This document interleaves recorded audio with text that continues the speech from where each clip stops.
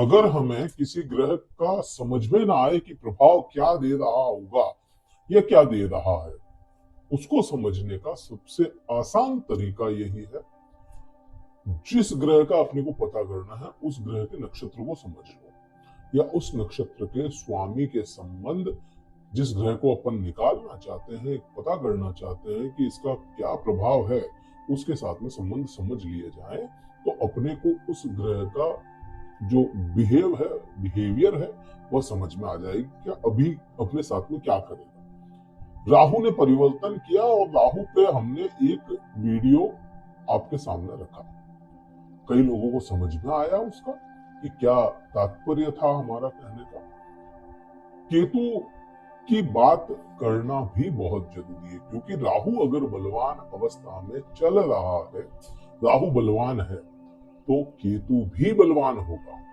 राहु अगर पावर में चल रहा है, आप पे प्रभाव ला रहा है, तो ये जरूरी नहीं कि केतु प्रभाव नहीं लाएगा, केतु भी वैसे ही प्रभाव लेकर के आता है। और कई मामलों में देखा गया है राहु की तरह केतु बिहेव करता है और केतु की तरह राहु बिहेव करता है। आपके लिए सिंह राशि वाले जातकों के लिए केतु क्या प्रभाव लाएगा और वह विशेष क्यों हो जाता है, आपके लिए यह चीज को समझना बहुत ज्यादा जरूरी है। और इसके प्रभाव भी बड़े हैं आपके लिए। बड़े आपके लिए क्यों है, या कर्क राशि के लिए बहुत बड़े हैं, क्योंकि कर्क राशि और सिंह राशि दोनों के लिए यह बहुत बड़े प्रभाव होते हैं। एक तो हो गया आपके सूर्य, आपके जो राशि स्वामी है, या अगर लग्न से देख रहे हैं तो लग्न स्वामी जो है आपके वह सूर्य है। और चंद्रमा कर्क का हो जाता है, तो चंद्रमा और सूर्य के साथ में राहु और केतु दोनों ही ग्रहों की पटती नहीं है, शत्रु हैं और बहुत बुरे शत्रु हैं। जब भी इनका चलेगा, बस चलेगा इनका, तो वह सूर्य को और चंद्रमा को पीटने की कोशिश ही करेंगे या उनको ग्रहण लगाते हैं। अब क्योंकि केतु जो है सिंह राशि के द्वितीय भाव में गोचर कर रहा है, तो द्वितीय भाव पे प्रभाव लाएगा। द्वितीय भाव क्या है, या पहले आप देखो कि केतु नक्षत्र कौन से नक्षत्र में विचरण कर रहा है। अब यहाँ पे आपको समझना पड़ेगा। देखिए, चंद्रमा का नक्षत्र है हस्त नक्षत्र। हस्त नक्षत्र के द्वितीय पद में अभी केतु विचरण कर रहा है। 16 डिग्री और कुछ कलाओं पे यह अभी चल रहा है, इतना बल है। 16 डिग्री सबसे पावरफुल बल माना गया है, सबसे ज्यादा 100% तक इसकी पोटेंशियल होती है। 16 डिग्री की 100% तक अपने परिणाम लेकर के आता है। तो मतलब क्या हुआ कि राहु भी बलवान है, केतु भी बलवान है। अब यह केतु जो है चंद्रमा के नक्षत्र में है, चंद्रमा का नक्षत्र। अब यहाँ पे देखिए, गुट अगर बात करें ना, तो देवताओं के गुट में ही आता है चंद्रमा और सूर्य दोनों ही।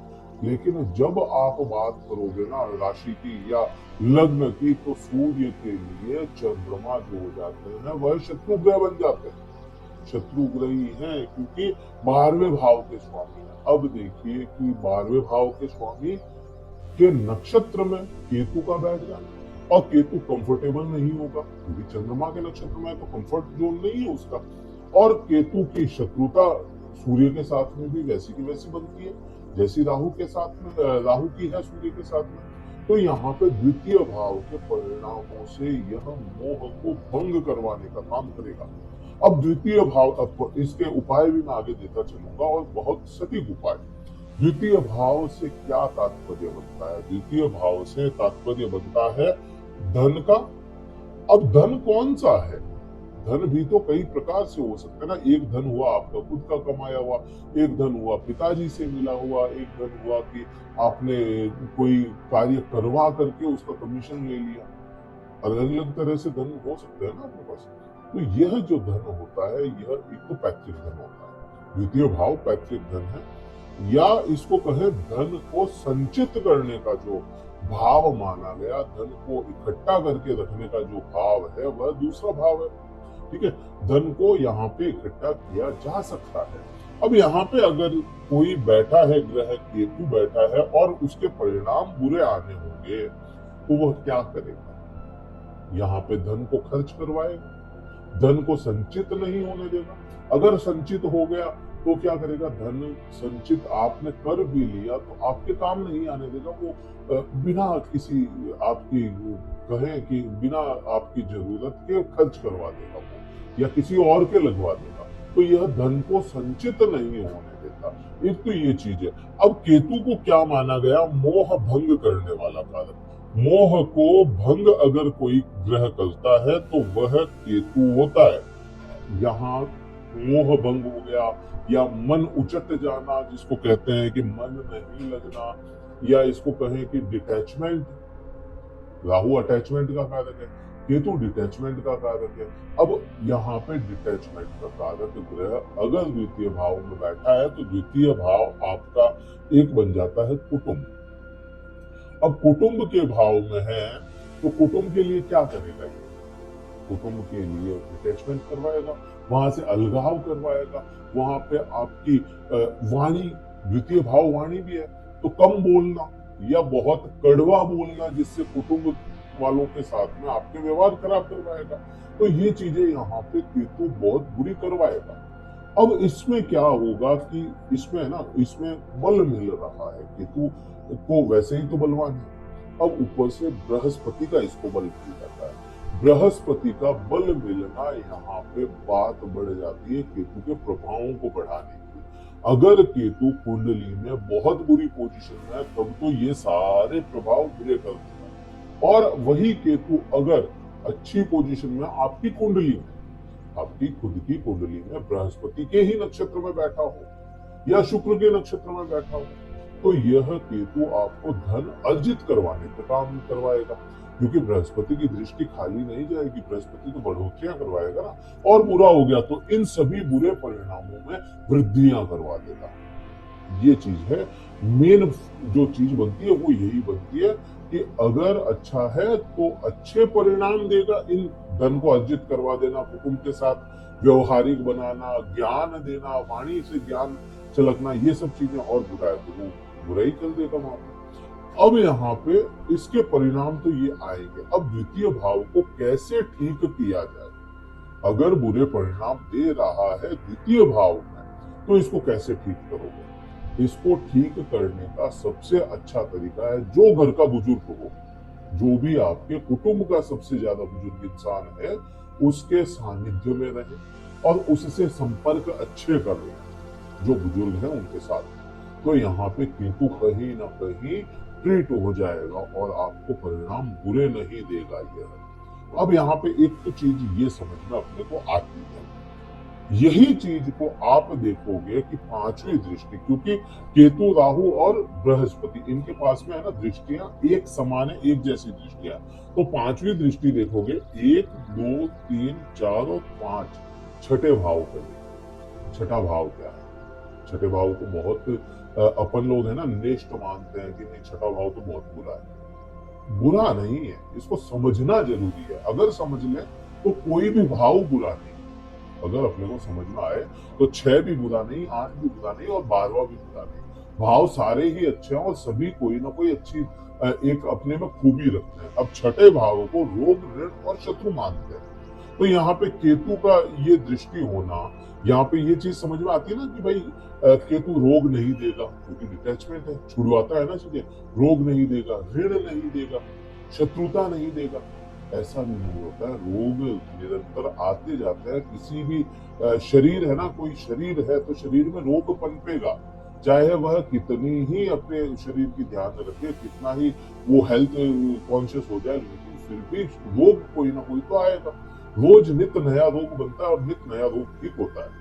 तो यह चीज बनती है केतु की कि हाँ, यहाँ पे ये जरूर हो जाता है, क्योंकि यहाँ पे बृहस्पति की 9वीं दृष्टि, यहाँ पे बृहस्पति की भी तो 9वीं दृष्टि, बृहस्पति भी तो काम करेगा ना आपके लिए, और केतु पे उसका संबंध बन जाता है बृहस्पति का भी।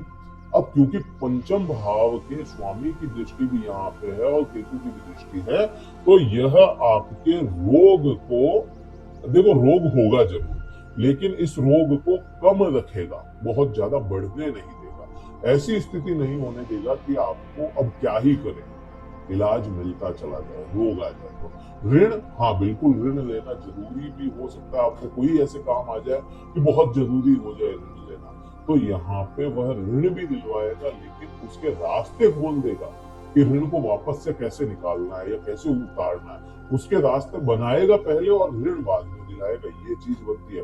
अब यहाँ पे अगर केतु बुरा है, बृहस्पति भी अच्छी पोजीशन में नहीं है किन्हीं के, और केतु भी पोजीशन वाइज कुंडली में अच्छा नहीं है, तो फिर क्या होगा? रोग बढ़ा देगा, ऋण बढ़ा देगा, शत्रुता बढ़ा देगा, लोगों में दुर्घटनाएं करवाना शुरू कर दे। दुर्घटना भी तो यहीं से देखी जाती है। इस भाव को कैसे ठीक किया जाए? भाव को ठीक कैसे करेंगे इसको? इस भाव को ठीक करने के लिए सेवा कार्य सबसे बढ़िया, किसी भी तरह की सेवा और निस्वार्थ सेवा। क्योंकि यहाँ से है ना, अपन जॉब देखते हैं, जॉब क्या है? सर्विस है। सर्विस कर रहे हैं आप, पैसा ले रहे हैं और जॉब कर रहे हैं, काम कर रहे हैं, वो चीज है। लेकिन निस्वार्थ भाव से अगर किसी की सेवा की जाए, निस्वार्थ भाव से कहीं गए और आपने कहीं कोई व्यवस्था कर दी, निस्वार्थ भाव से अपना श्रम दान किया, कहीं पे काम करके आपने मेहनत की, अपनी बॉडी से मेहनत की और उसका पैसा नहीं लिया, तो वह हो गई सेवा। यहाँ अगर सेवा की जाए तो इस भाव को बहुत अच्छे से ठीक किया जा सकता है। और सबसे बड़ा उपाय है यह, जो उपाय है छठे भाव में कोई भी ग्रह अगर खराब हो रहा है तो सेवा करना सबसे बड़ा यहाँ पे उपाय होगा। इससे बड़ा कोई उपाय नहीं। क्योंकि देखिए, मंत्र जाप करना और डोनेशन करना, ये दो उपाय मेन होते हैं। अब यहाँ पे आप क्या कर रहे हो? डोनेशन ही हो गया ना, सेवा कर रहे हो, श्रम दान कर रहे हो, तो ये डोनेशन यहाँ का श्रम दान कहलाएगा। और कोई भी ग्रह हो, यह ठीक होता है यहाँ से। अब नौवीं दृष्टि की बात करोगे, नौवीं दृष्टि कहाँ पे है? सातवीं दृष्टि की पहले बात कर ले, तो सातवीं दृष्टि कहाँ पे आई? आपके राहु पे आई। राहु के प्रभाव यहाँ पे होंगे। अगर राहु खराब है तो राहु का मैंने वीडियो बनाया, अगर फिर भी मैं बता दूं, अगर खराब है तो दुखों में वृद्धि करवाता है ये राहु। लेकिन राहु का प्रभाव ज्यादा है, उसकी मैं बात राहु के वीडियो में कर चुका हूं। इससे पहले सिंह राशि का जो वीडियो है वह राहु पे ही है, वो देखिए आप। थोड़ा सा सर्च करेंगे या कोशिश करेंगे कि हम इसका लिंक आपको डिस्क्रिप्शन में डाल दें। अब बात करते हैं नौवीं दृष्टि की। नौवीं दृष्टि बड़ी इंपॉर्टेंट और बहुत ज्यादा परिणाम उलझे हुए। क्यों? देखिए, उलझे हुए इसलिए क्योंकि नौवें भाव, जो आपका 10वां भाव है, इसकी नौवीं दृष्टि है, वहां पे कर्म क्षेत्र बनता है और कर्म क्षेत्र में बृहस्पति है। बृहस्पति का काम क्या है? बढ़ोतरियां करना, विस्तार करना, बहुत ज्यादा बढ़ा देता है किसी भी चीज को। बृहस्पति जहां बैठता है वहां के चीजों को दबा करके, बुरे परिणाम को दबा करके अच्छे परिणाम बढ़ा देता है। ठीक है, कर्म क्षेत्र हो गया। अब कर्म क्षेत्र पे अगर केतु की दृष्टि जाए डिटैचमेंट की, तो कर्म करने की इच्छा नहीं। अब केतु, गुरु ने क्या किया? वहां के प्रभावों को दबाया, क्योंकि भारी ग्रह विस्तार करता है ना, भारी ग्रह। अब ये विस्तार अच्छी चीजों का करेगा, मतलब कर्म क्षेत्र में कार्मिक बनाएगा, आपको कर्म के लिए दौड़ाएगा। और कर्म के लिए दौड़ाते दौड़ाते यह केतु क्या करेगा? कर्म को रोकने की कोशिश करेगा। तो यहाँ उलझा हुआ इसीलिए है क्योंकि बृहस्पति बैठा है, ये देना चाहता है, और केतु डिटैचमेंट करवाना चाहता है, छुड़वाना चाहता है वहां पे चीजें। अगर बृहस्पति का प्रभाव तेज हो, यहां मैं कहूंगा बृहस्पति के मंत्र जाप अगर करते हैं तो केतु भी अपने परिणाम बुरे नहीं ला पाएगा, क्योंकि केतु के सानिध्य, बृहस्पति के सानिध्य में केतु चल रहा है। तो यहाँ पे आपके जो कर्म क्षेत्र है, करियर जो है, करियर को काफी अच्छा इनहेंस करवा सकता है ये बृहस्पति। केतु के परिणाम बुरे जा सकते हैं अगर कुंडली में बुरा है तो। यहाँ के लिए उपाय बृहस्पति के मंत्र जाप। अगर कर्म क्षेत्र में बुरी स्थिति हो रही है तो बृहस्पति का मंत्र जाप। द्वितीय भाव कुटुंब से या आपकी वाणी में स्थिति खराब जा रही है, वाणी अच्छी नहीं जा रही है, वाणी में बुरे परिणाम देखने को मिल रहे हैं, तो यहाँ पे आपके कुटुंब के जो सीनियर होते हैं, कुटुंब के जो कहे कि बुजुर्ग होते हैं आपके, उनके साथ में संबंध अच्छे। और छठे भाव में सेवा भाव, यही चीजें आपको करनी चाहिए। और इनका किसी भी प्रकार से कोई भी संशय ही नहीं है कि इनका बुरे परिणाम आ जाए, बैकफायर नहीं करेंगे ये उपाय। वीडियो कहीं अच्छा लगा हो, परिणाम तो ये कहीं भी अच्छा लगा हो, लाइक कीजिए, शेयर कीजिए और सब्सक्राइब कीजिए।